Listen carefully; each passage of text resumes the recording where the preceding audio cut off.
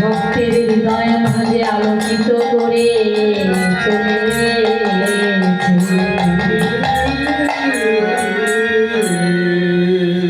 তাই গৌর হরি আমার সেই ব্রজ হতে বাবা রাধা গোবিন্দ দুই অঙ্গ এক অঙ্গ হয়ে এসেছেন।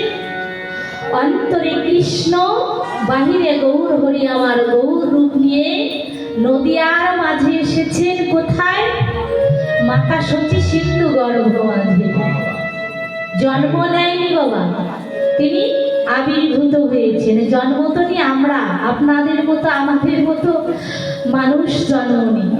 ঈশ্বর রূপে ধরার মাঝে ঈশ্বর রূপে যেজন আসেন তিনি আমার আবির্ভূত হয়ে আসে। তাই গৌর হরি আমার মাতৃগর্ভে ছিলেন না। কি ছিলেন? মায়ের গর্ভে ছিলেন বায়ুতে, বায়ুতে পরিপূর্ণ। মাতৃগর্ভে যদি থাকতেন তাহলে 13 মাস মা সতী মাতার গর্ভে ছিলেন। 13 মাস কি মা?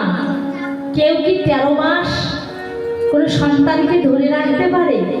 এহ জগৎ সংসারের দেখবেন 9 মাস থেকে 10 মাস হলেই মাস যদি একটু উত্তীর্ণ হয়েছে, তবে ডাক্তারের পদ্ধতিতে বাবা সিজার ডাক্তারের পদ্ধতিতে সন্তান ধরার মাঝে নিয়ে আসেন, তাই না? কিন্তু গৌর হরি আমার ছিলেন মাতৃগর্ভে 13টি মাস। গৌর হরির কি খেয়ে দিয়ে কোনো কাজ ছিলেন না?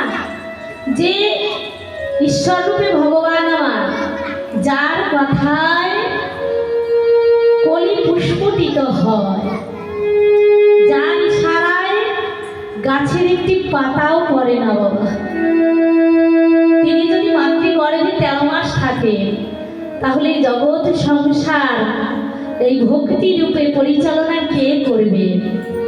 তাই আমার গৌর হরি মাতৃগর্ভে বায়ুতে পরিপূর্ণ ছিলেন।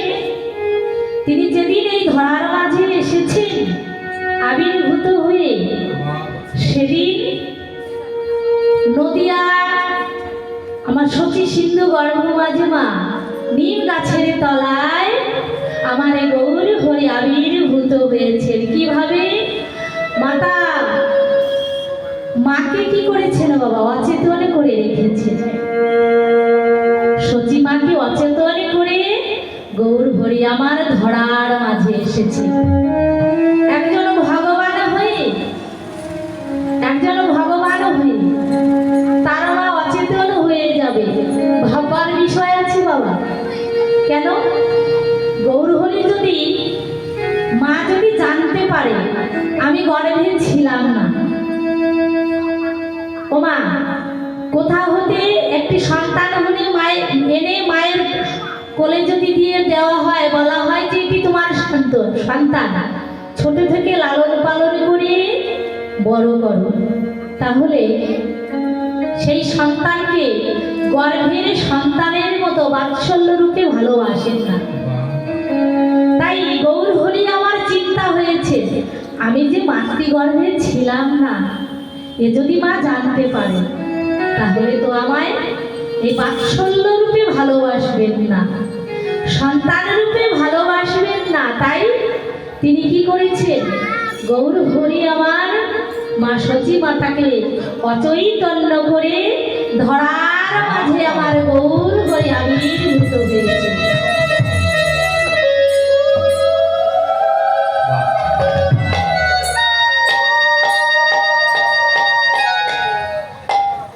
অচৈতন্য করে রেখেছেন কারণ আমার গৌর হরি যে ভালোবাসার খানা। মা যদি জানতে পারে আমি গর্ভে ছিলাম না, তাহলে যে মা আমায় বাৎসল্য রূপে ভালোবাসবেন না। তাই আমার গৌর হরি এই জগতে সংসারে একমাত্র ভালোবাসার কানা। তাই তিনি এই ধরার মাঝে আবির্ভূত হয়ে ভক্তবৃন্দ সঙ্গে নিয়ে সুরধ্বনিকে দর্শন করে গৌর হরি আমার ভক্তবৃন্দদের নিয়ে কি করেছেন? ভক্তবৃন্দদের নিয়ে হরিনাম সংকীর্তন করিতে শুরু করিলেন। যেই না নদিয়ার মাঝারে শুনেছেন আমার গৌর হরি এসেছে। কোথায়? মা সতী মাতার গর্ভ মাঝে এসে এই নদিয়ার মাঝারে আনন্দের সহিত হরিনাম করছে। ভক্তরা কি করেছেন? দলে দলে ছুটে চলেছেন। কোথায়? নদিয়া নবদ্বীপের মাঝে। কিভাবে মা? দুটি বাহু উত্তোলন করে ভবেতে আসিয়া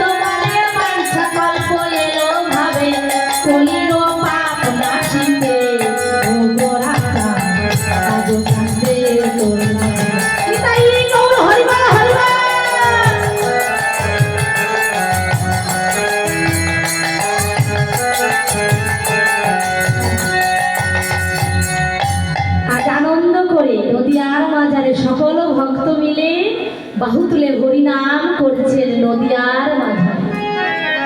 সঙ্গে আমার গৌর হরি নদিয়ার দ্বারে দ্বারে সকল ভক্তকে ভক্তির সহিত হরিনাম বিতরণ করেছে। ভক্তির সহিত, ভাবের সহিত, প্রেমের সহিত আমার গৌর হরি ভক্তবৃন্দদের সঙ্গে নিয়ে প্রত্যেকটি দ্বারে দ্বারে যেচে যেচে সেধে সেধে অজপিত কৃষ্ণ নাম বিতরণ করে চলেছে। তাই গৌর হরি যে কলির যুগে গৌরাঙ্গ রূপে এসেছেন, শুধু গৌরাঙ্গ আমার এই কলির যুগে ভগবান রূপে আসেননি। যুগে যুগে যত যতবার এসেছেন তিনি এই ধরার মাঝে ভগবান রূপে এসেছেন, তাই না বাবা? তাই এক যুগের সুকর্মের ফলে কিন্তু এহ জগতে সুকার্য করা যায় না। যুগে যুগে সুকর্ম করলে, সুপথে চললে, সাধনের পথে চললে, ভজনের ঘরে চললে তবেই আমার এই গৌর হরির সুপথে যাওয়া যাবে। তাই এমনই এক ভক্ত ছিল, নাম তার রুহিদাস। রুহিদাস যে এই জগতে মানুষ রূপে এসেছেন একজন মুচির ঘরে ছেলে হয়ে বাবা, তিনি একজন মহাবৈষ্ণব হয়েছে। শুধু মহাবৈষ্ণব হয়েছে দাপর যুগে তা নয়, এই রুহিদাসের সুকর্ম ছিল তার আগের জন্মে। কেমন? এই রুহিদাস আগের জন্ম ছিল রামদাস। এই রামদাস যখন মাতৃগর্ভে এলেন তখন তার পিতার মৃত্যু হলো। যখন এই ধরার মাঝে তিনি ভূমিষ্ঠ অর্থাৎ জন্ম নিলেন, জন্ম নেওয়ার সঙ্গে সঙ্গে তার মায়ের মৃত্যু হয়ে গেল।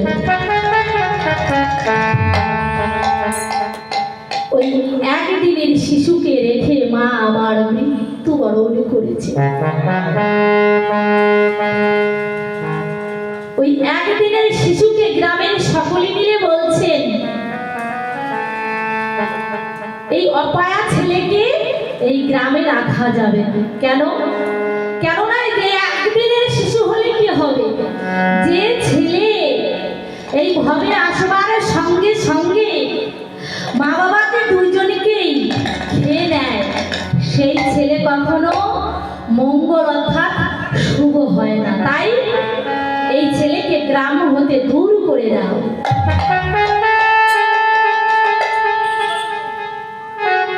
একদিনের শিশু বাবা। গ্রামের শেষ প্রান্তে এক বুড়িমা ছিল, ছোট্ট একটি কুঠিরের মধ্যে থাকতে। দূর থেকে এসে শুনে বলছেন, বাবাজি বাবাজি, আমি একটা কথা বলি বাবাজি, আমার তো কেউ নেই, এই ছেলেটাকে যদি দিতে আমি লালন পালন করে আমি জীবনে বেঁচে থাকার আশ্বাস পেতাম, আমাকে দাও না, ছেলেটি আমাকে দিয়ে দাও। গ্রামের সকলে বলছে, যা অপয়াটা কমসে কম এই গ্রাম হতে তো বিদায় হয়েছে। ওই বুড়ি মায়ের হাতে রামদাসকে তুলে দিলেন। বুড়িমা কি করে? নগরে নগরে ভিক্ষা করে, ভিক্ষা করে যাহা কিছু পায় বিক্রি করে ওই একদিনের শিশু রামদাসের জন্য একটু দুধ নিয়ে এসে, কেন? তাকে তো লালন পালন করে বড় করতে হলো।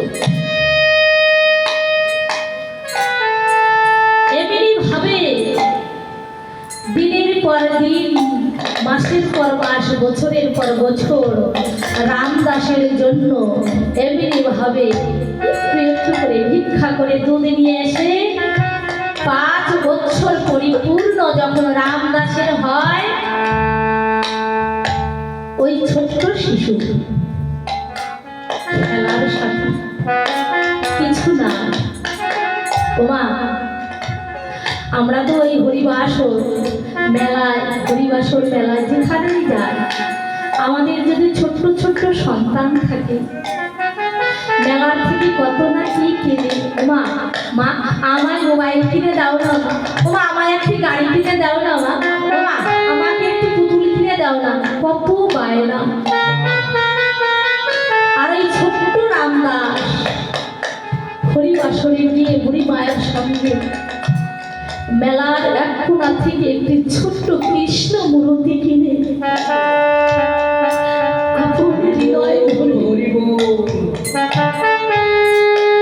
ওই রামদাসের যত মনের কথা, মনের যত দুঃখ আমাদের কৃষ্ণের চরণে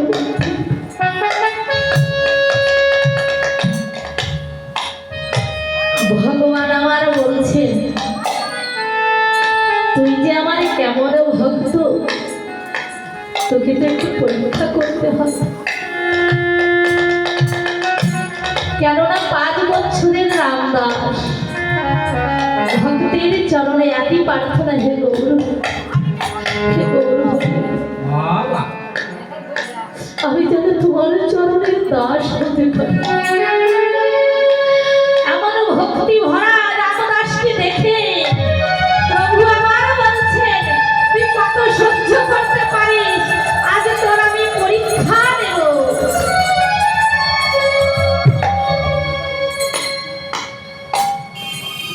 ওই ছোট্ট রামদাসের যে পালিত বুড়ি মা ছিল, 3 দিনের জ্বরে সেই মার মৃত্যু হয়ে গেল। রামদাস ছুটে গিয়ে মায়ের চরণ জড়িয়ে ধরে, মা, মা, তুমি আমায় ছেড়ে চলে যেও না, মা, মা গো, তুমি আমায় ছেড়ে চলে যেও না, এই ভাবে যে আমার বলতে আমি কেন।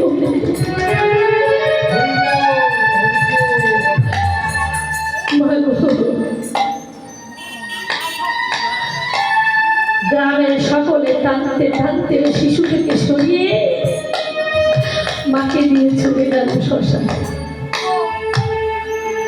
গ্রামের মানুষ রামদাসকে অবহেলা অবজ্ঞা করে কথা বলছে, এই অপয়া ছেলেকে আর গ্রামের কিনারেও রাখবো না। কেন?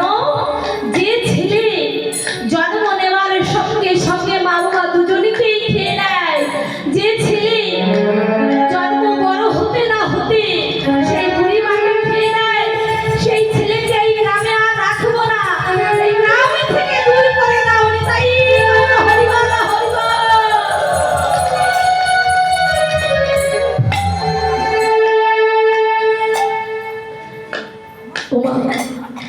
5 বছরের শিব রামদাস কৃষ্ণ মূর্তিকে হৃদয় মাঝে জড়িয়ে নয়নের জলে বক্ষ ভেসে হাঁটতে হাঁটতে 2 দিন 3 দিন হয়ে যায়, আর পথ চলতে পারছেন না। গ্রামে গ্রামে নগরে নগরে গিয়ে বলে, ওগো ওগো, তোমরা আমায় একটু খেতে দাও, আমার যে বড্ড খিদে পেয়েছে, আমার একটু খেতে দাও। ওই 5 বছরের রামদাসকে দূর দূর করে তাড়িয়ে দেয়, কেউ খেতে দেয়। এমনি ভাবে 5 বছরের রামদাস বক্ষ মাঝে কৃষ্ণ মূর্তি দিয়ে নয়নের জলে বক্ষ ভাসিয়ে হাঁটতে হাঁটতে একটি গাছ তলায় গিয়ে বৃক্ষের তলায় বসে কৃষ্ণ মূর্তি নিয়ে কাঁদতে কাঁদতে বুক ভাসিয়ে কখন জানি ঘুমিয়ে গেছে। বৈকুণ্ঠ হতে ভগবান আমার বলছে, ওরে রামদাস,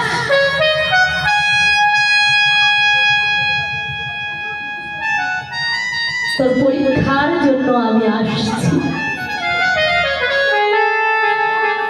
আজ 5 বছরে রামদাস ভক্তির জন্য ভগবান দিনহীন কাঙালের বেশে বৈকুণ্ঠ হতে মলিন বদনে ছিন্ন বস্ত্র পরিধান করে একটি লাঠি হাতে করে নিয়ে রামদাসের সম্মুখে দাঁড়িয়ে বলছে,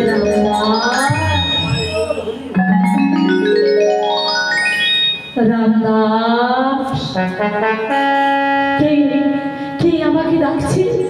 এমন করুণ সুরে, এমন অন্তর জুড়িয়ে যাওয়া, এমন শীতল হয়ে যাওয়া ডাকে, কে আমায় ডাকছে? আমি এক পথিকে ভিখারি। ও রামদাস,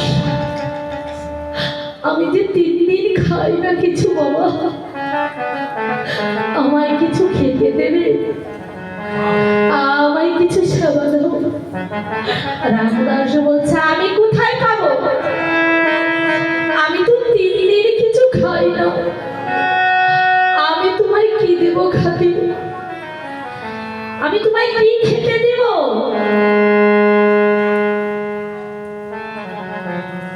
ভগবান বেশে, ভগবান আমার দিনহীন কাঙাল ভিখারির বেশে ভক্তের সম্মুখে এসে দাঁড়িয়েছে। শুধু রামদাস কেন মা, এই সংসারে যদি কোনো ভক্ত এমনি ভাবে ভক্তি ভরে রাখে, ভক্তি ভরে আমার ভগবানকে ডাকে, সেই ভক্তের সম্মুখে আমার ভগবান এসে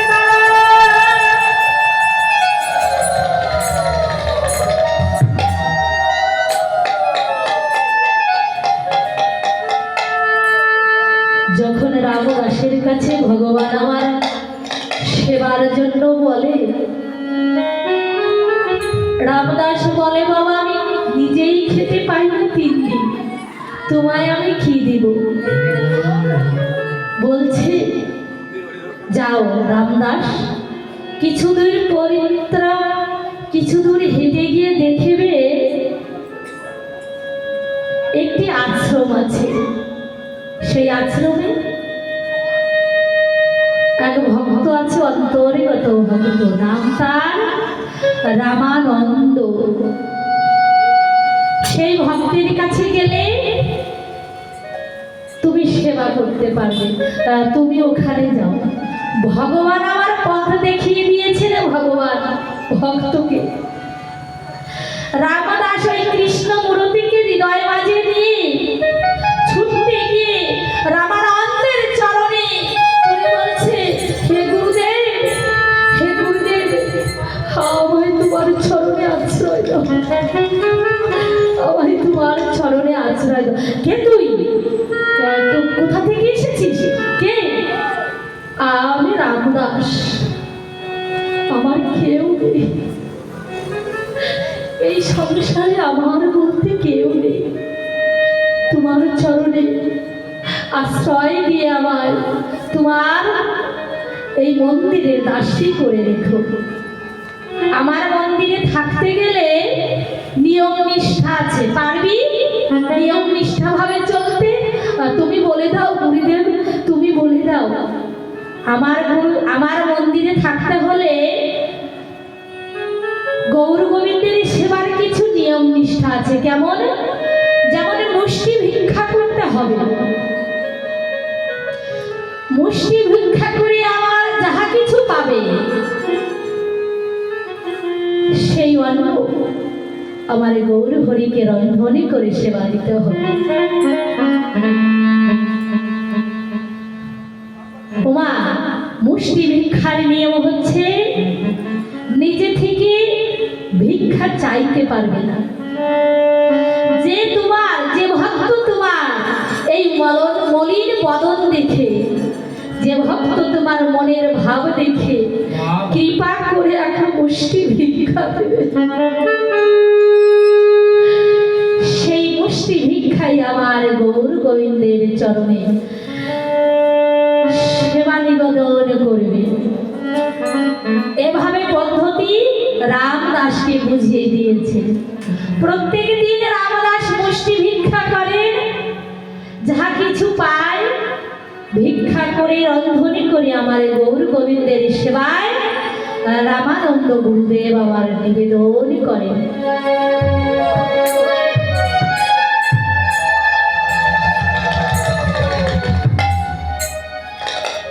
এমনি ভাবে একদিন এমন ঘোর বৃষ্টি। ভগবান আমার বলছেন, রামদাস, একে একে 2 পরীক্ষায় তুমি উত্তীর্ণ হয়েছ, 3য় পরীক্ষা তোমায় আমি করতে আসছি।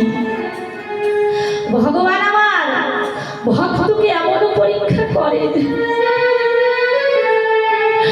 এমন কষ্ট দেয় ভক্তকে,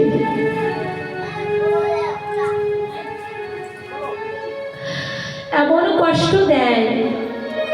সেই কষ্ট সহ্য করে যে ভক্ত আমার গৌর গোবিন্দের আরাধনা করে, সাধন ভজন করে,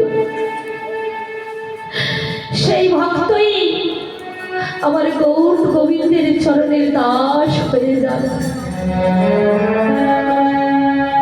তাই আর ভগবান আমার বলছেন, কোথায় আছো বরুণ দেব, কোথায় আছো ইন্দ্রদেব, কোথায় আছো অগ্নিদেব? ঝিরঝির বৃষ্টি, বজ্রপাত, চারিদিকে বজ্রপাত, এমন পবন বেগকে বলছেন যেন রামদাসের আজ মুষ্টি ভিক্ষা না হয়।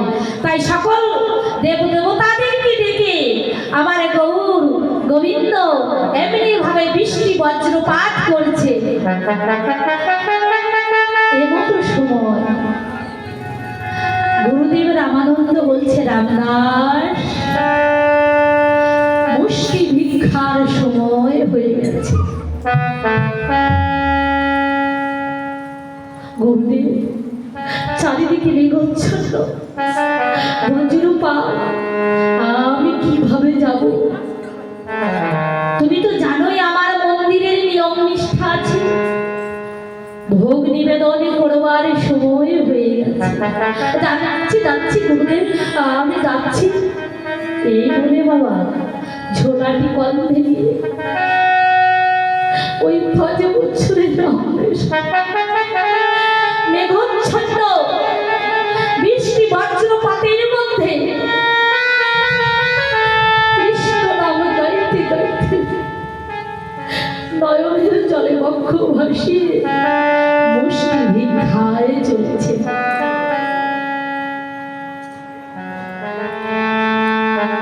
সেখানকার ছিল জমিদারের স্ত্রী মা। আমার মা ডেকে ডেকে বলছে, আহারে, এমন মলিন বদন ছোট্ট শিশুকে কে এমন ভাবে ভিক্ষার ঝুলি বাঁধে পাঠিয়েছে?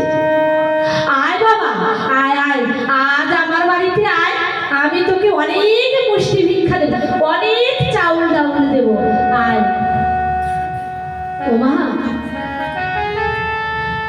ওই জমিদার গিন্নির কথা শুনে রামদাস আকুল মনে চলেছেন তার কাছে। অনেক চাল ডাল দিয়েছেন, ঝোলা আমার ভর্তি হয়ে গেছে। এত চাল ডাল দিয়েছে, আমার আর 2-3 দিন মুষ্টি ভিক্ষা করতে আসবে না। অন্তরে আনন্দ নিয়ে ছুটে চলেছে।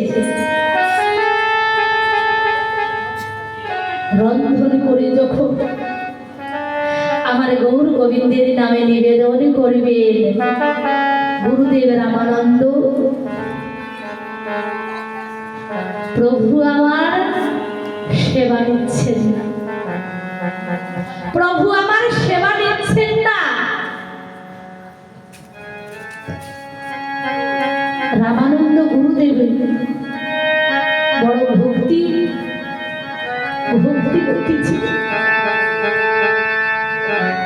তিনি ধ্যানযোগ্য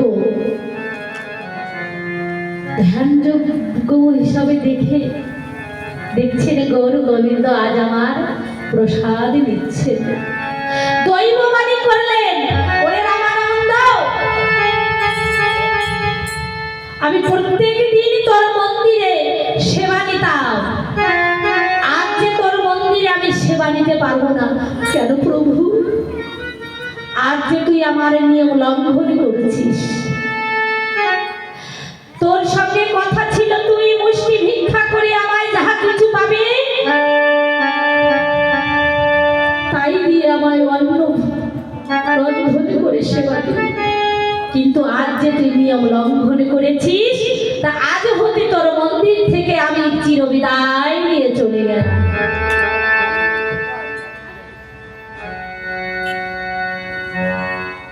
রামানন্দ ডাক দিয়ে বলে, রামদাস, রামদাস।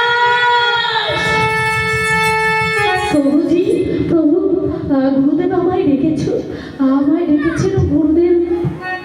তোর বলেছি মুষ্টি ভিক্ষা ছাড়া কারোর কাছ থেকে তুই অন্ন নিবি না। তুই আজ নিয়ম লঙ্ঘন করেছিস। আমি যে আমার প্রভুর সেবা হতে বঞ্চিত হয়েছি। প্রভু, গুরুদেব, আমার অন্যায় হয়েছে গুরুদেব, আমায় মাফ করে দাও, আমায় মাফ করে দাও। মা চরণ দুটি জড়িয়ে ধরেছে।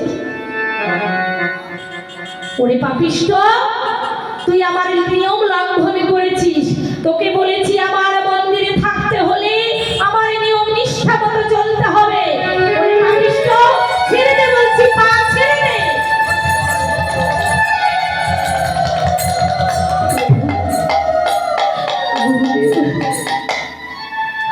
আমার যে কেউ নেই গুরুদেব,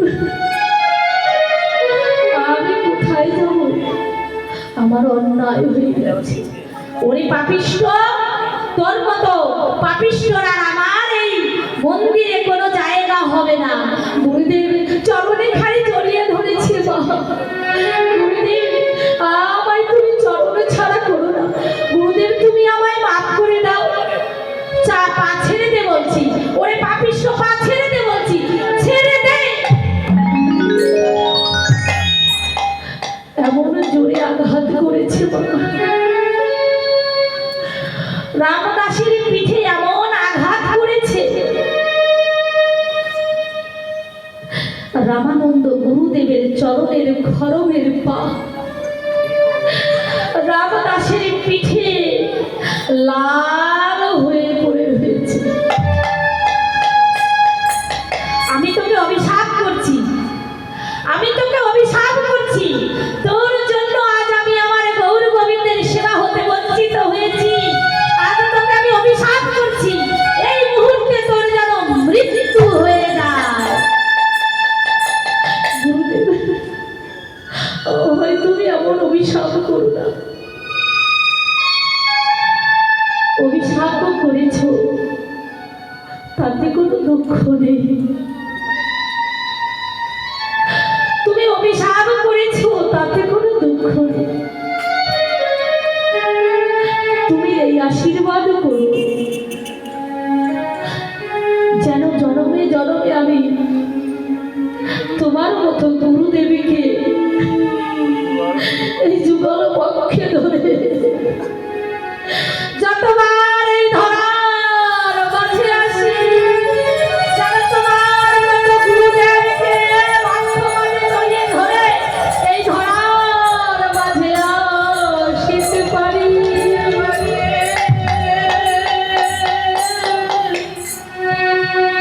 ওই 5 বছর রামদাসের ভক্তি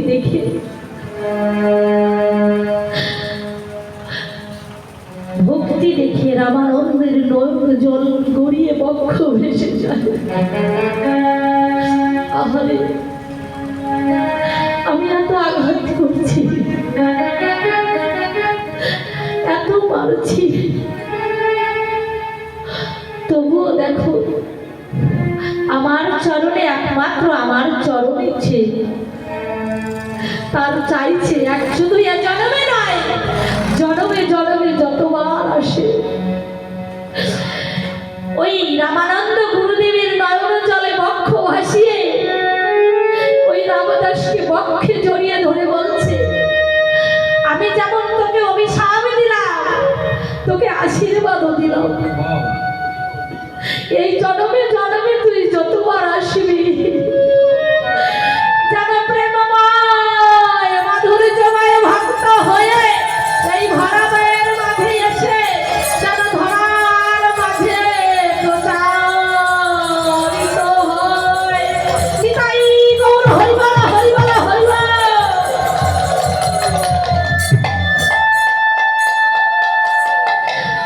ওই রামদাস ছুটতে ছুটতে গিয়ে নদীর জলে ঝাঁপ দিয়ে তার প্রাণে বিসর্জন দিয়ে দিলেন।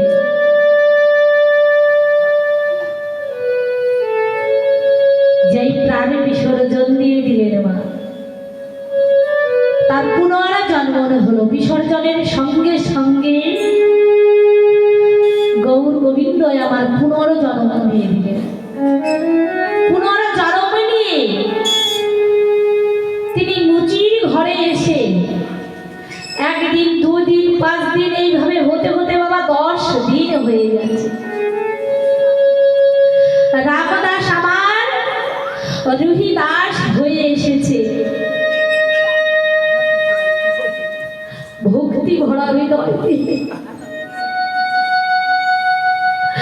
5 দিন হয়ে যায়, 10 দিন হয়ে যায়, রোহিদাস আমার আর মাতৃস্তন দুগ্ধ পান করেন না। শুধু আঝরে কেঁদে কেঁদে বক্ষ ভাসিয়ে দেয়। আর এমন কাদা কাঁদে, নগরীর গ্রামের সকল মায়েরা বলছেন, ও মা, শুনেছি ওই রামানন্দ বাবাজির কাছে গেলে, ঝাড়পোষ দিলে, সেখানে গিয়ে তোমার ছেলের যত যাহা কিছু হয়েছে সব রোগ শোক নিবারণ হয়েছে। তাই মা আমার রামদাস, মা আমার রুহিদাসকে কোলে নিয়ে গুরুদেব রামানন্দের কাছে যখনই গিয়েছে, মা, রামদাসের মৃত্যু হয়ে গেছে, রামদাস পুনর্জন্ম নিয়েছে, কিন্তু রামানন্দের কিন্তু মৃত্যু হয়নি। রামানন্দ আমার গুরুদেবই আছে। তাই যখন গুরুদেব রামানন্দর কাছে নিয়ে এসেছে, শিশুটিকে কোলে নিয়ে বদনের দিকে চেয়ে, বদনের দিকে চেয়ে দেখে নয়নের যে জল, একমাত্র এই জল আমার কৃষ্ণ নামের, আমার গৌর গোবিন্দ নামের জল। যখনই শিশুটিকে এমনি ভাবে কোলে নিয়েছে মা, পিঠে যখন হাত বুলিয়ে দিয়েছে,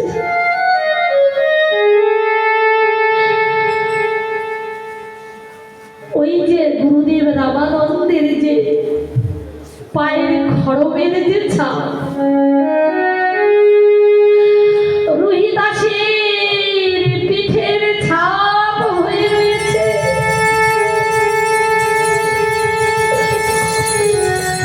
গুরুদেবের হাতে সেই ছাপ বেঁধে পড়েছে। আহারে, এই যে আমার পরম ভক্ত, এ যে আমার পরম ভক্ত, আমার সেই রামদাস। ওরে ওরে, আমি জানি তুই কেন মাতৃদুগ্ধ পান করছিস না, তুই কেন মাতৃদুগ্ধ পান করছিস না। আয় আয় আয় বাছা, আজ তোকে আমি শিষ্য রূপে গ্রহণ করি, তোর কারণে আমি এই কৃষ্ণ নাম দিয়ে আজ আমি তোর গুরুদেব হয়ে থাকবো। এটাই গৌর হরি বল, হরি বল।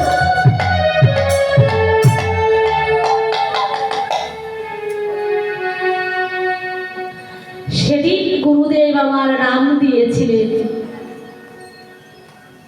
রুহিদাস।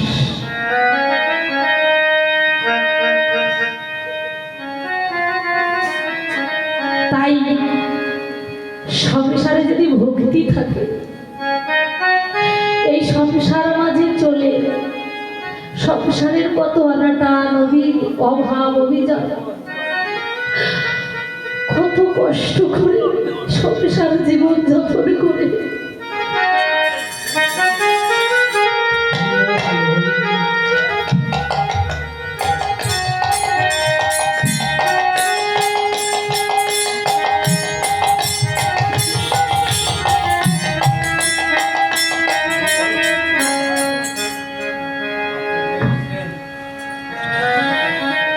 এই সংসারে জীবন যাপন করতে হলে বাবা কত কষ্ট করতে হয় এই সংসারের জন্য, কত অভাব, কত অনাটন, কত কষ্ট, সংসারের বোঝা বইতে বইতে যখন আর বইতে পারে না,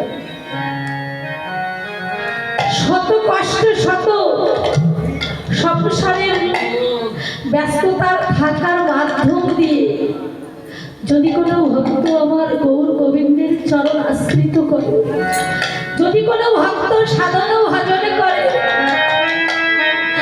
যদি কোনো ভক্ত সাধুগুরু বৈষ্ণবের চরণ আশ্রয় করে,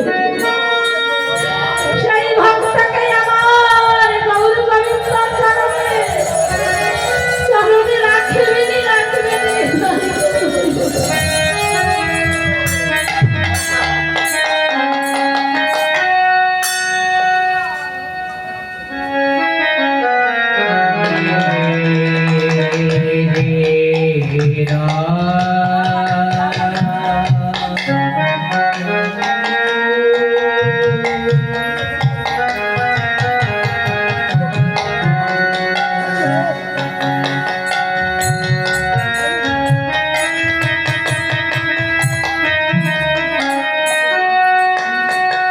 তাই গৌর হরিয়া মাজার ভাবাবেশে, ভাবাবেশে এই নদী আর মাঝারে ভক্তি ভরে ভক্তকে হরিনাম কৃষ্ণ নাম বিতরণ করেছে। যুগে যুগে ভগবান এসেছে, এমনি ভাবে প্রেমের সহিত ভক্তির সহিত কোনবার ভগবান এমনি ভাবে হরিনাম কৃষ্ণ নাম বিতরণ করেননি। যুগে যুগে ভগবান এসেছে দ্বাদশ অঙ্গে, রাজস্বী পোশাক, রাজস্বী বেশ, রাজস্বী অলঙ্কার, রাজ সিংহাসনের অধিকারী। কিন্তু এই কলির যুগে গৌরাঙ্গ মহাপ্রভু আমার দীনহীন কাঙালের বেশে এসে নিজে কেঁদে এই জগৎকে কাঁদিয়ে ভক্তি দিয়ে হরিনাম বিতরণ করেছে।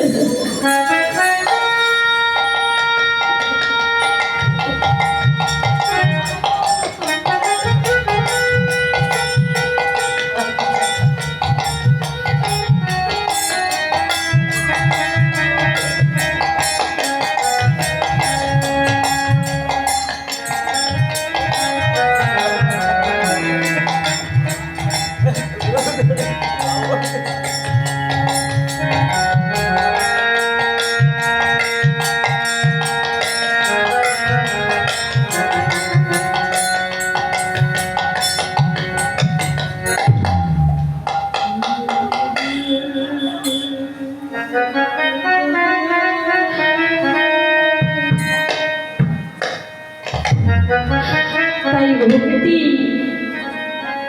এমনই এক ধন, এই ভক্তি ধনে যদি কোনো ভক্তের হৃদয় থাকে, সেই ধনের অধিকারী অন্য কেউ হয় না বাবা। এই ভক্তি ধন কখনো টাকা দিয়ে পাওয়া যায় না, অহংকার থাকলে পাওয়া যায় না। একমাত্র ভক্তি আছে কোথায়? এই আপনাদের মতো সাধুগুরুর চরণে। এই সাধুগুরুর চরণ আশ্রয় করে যদি এই ধরায় চলা, তবে ভক্তি ভগবানের হৃদয়। আমার ভগবান বলেছে এই সংসারে আমি দুটো জিনিস সহ্য করতে পারি না। এক, কোন ভক্ত যদি অহংকার করে, সেই ভক্তের অহংকারকে নাশ করে দিই। আর দুই, যে ভক্ত আমায় ভক্তি ভরে রাখে, সেই ভক্তির ভক্তি ভরা নয়নের জল আমি সহ্য করতে পারি না। আমি সেই ভক্তের কোথায় বাধা যত সেই ভক্তের ভক্তি ডরে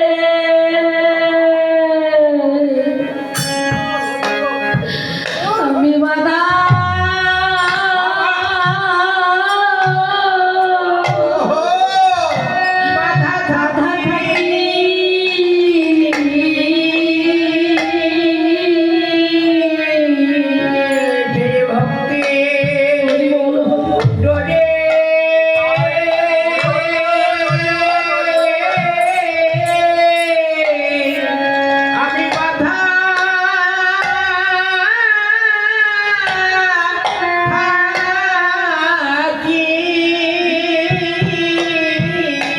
ভক্তের ভক্তি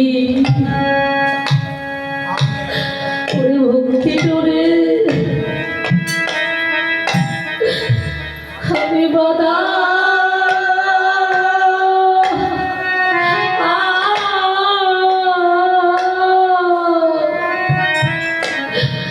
বাধা থাকি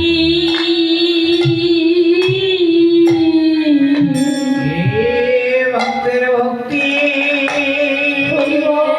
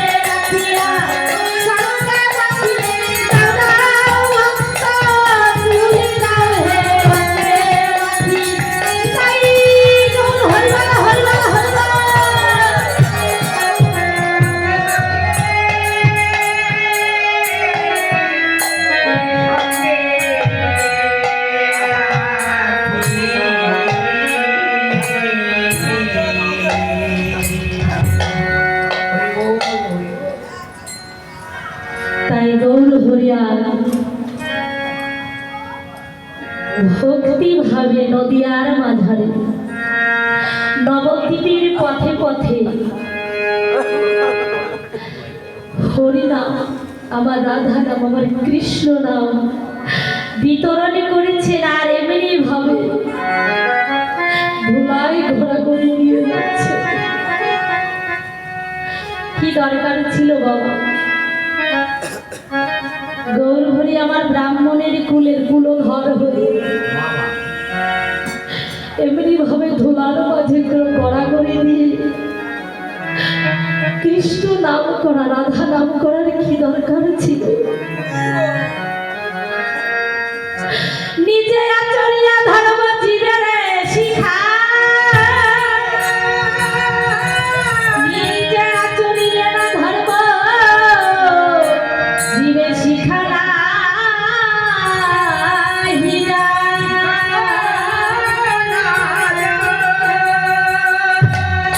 নিজে কেঁদে জগৎকে কাঁদিয়ে এমনি ভাবে মাথা করেছে।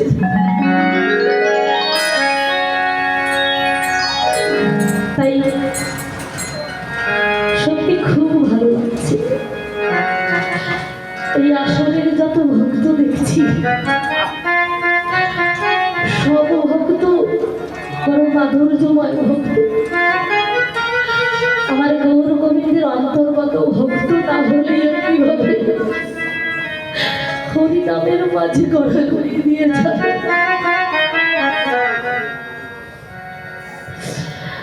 এই যখন আমাদের হৃদয় কলস হরিনাম করতে করতে, কৃষ্ণ নাম করতে করতে এই হৃদয় কলস পরিপূর্ণ হয়ে যায় বাবা। একদিন দুদিন নয়, দিনের পরে দিন, মাসের পর মাস, বছরের পর বছর কৃষ্ণ নাম করতে করতে যে মা আমার সাধন ভজন করে হরিনামের ঘরে বসে, যে বাবা আমার সাধন ভজন করে কৃষ্ণ নামের ঘরে বসে হরিনাম করতে করতে, কৃষ্ণ নাম করতে করতে যখন এই হৃদয় কলস পরিপূর্ণ হয়ে যায় তখন এমনি ভাবে হরিনাম করতে করতে কখন যেন ধুলার মাঝে গড়াগড়ি দিয়ে যায়। সেই ভক্ত নিজেও জানেন না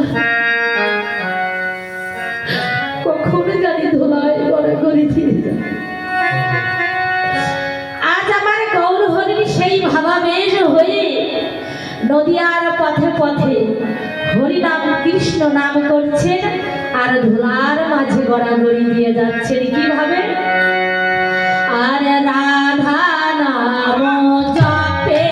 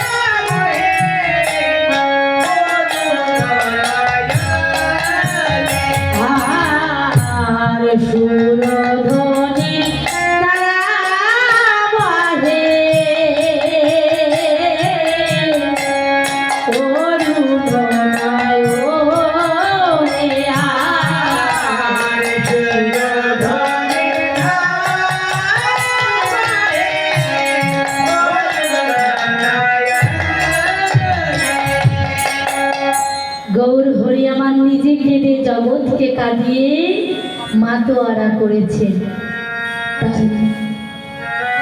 গৌর হরি আমার বলছেন তার পরম সখা গৌরী দাসকে, কি তুমি কেমন হে মরম সখা পরম সহিত আমারও মনের কথা তোমাতে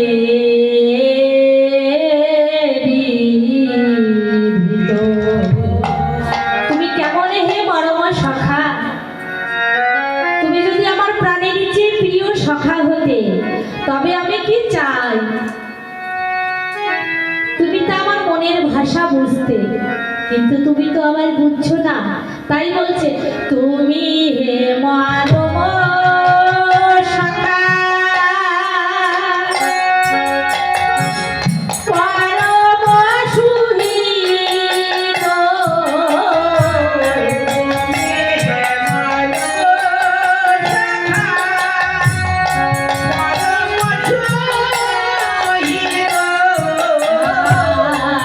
আমার মনের কথা তোমাতে বিদিত।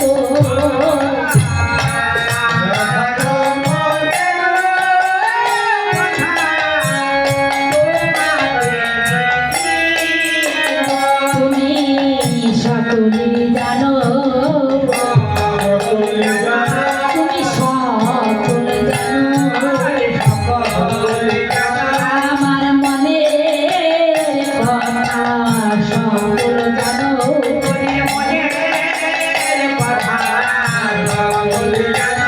তোমায় নতুন করে কি বলিব আমার মনে কথা সকল জানো। বল হলো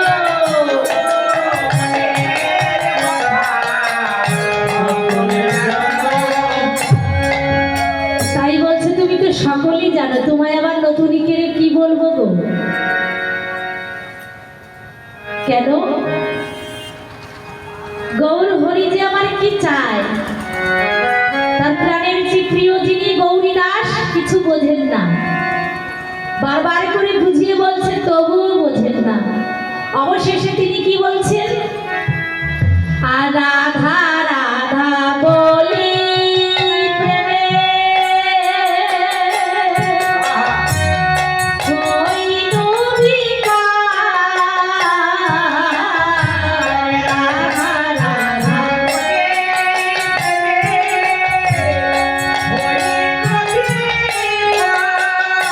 রাধা রাধা রাধা বলি প্রেমে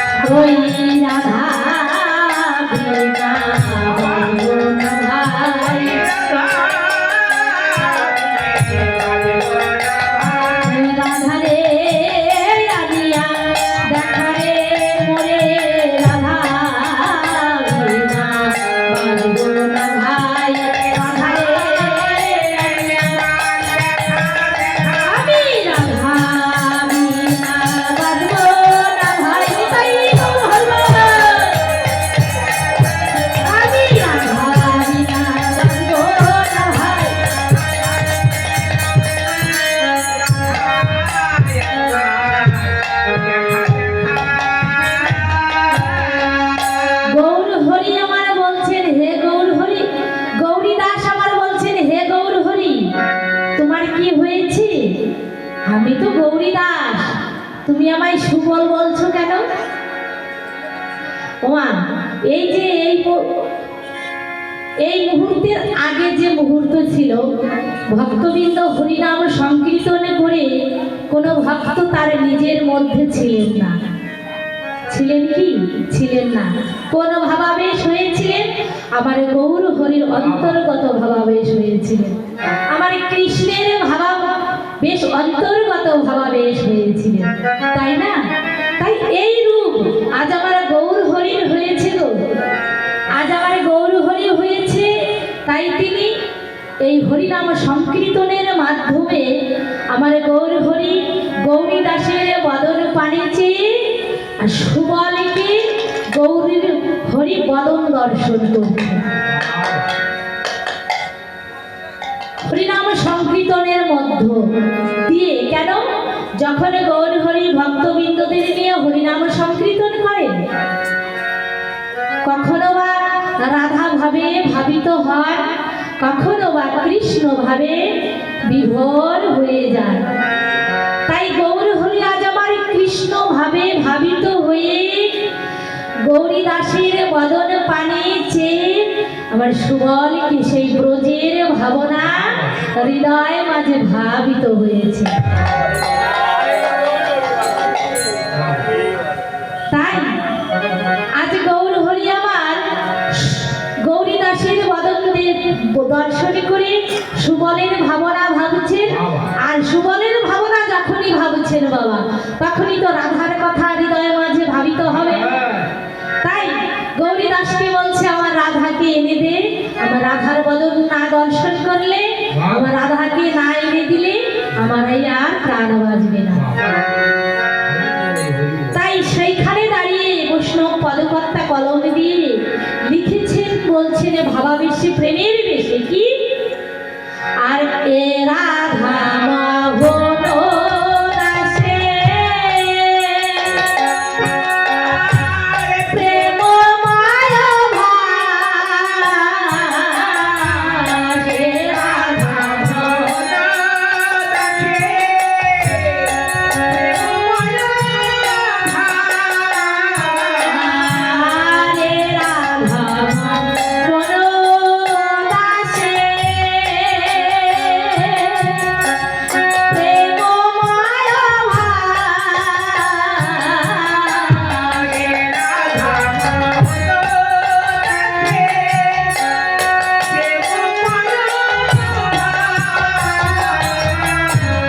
গোপত গৌরাঙ্গ লীলা করিলা প্রকাশ,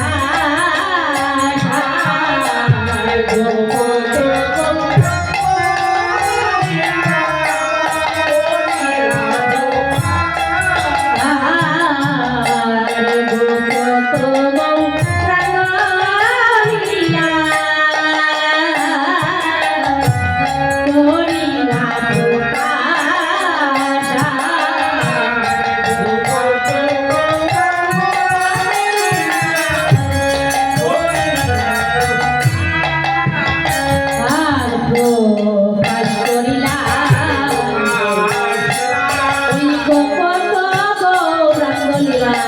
প্রকাশ করিলা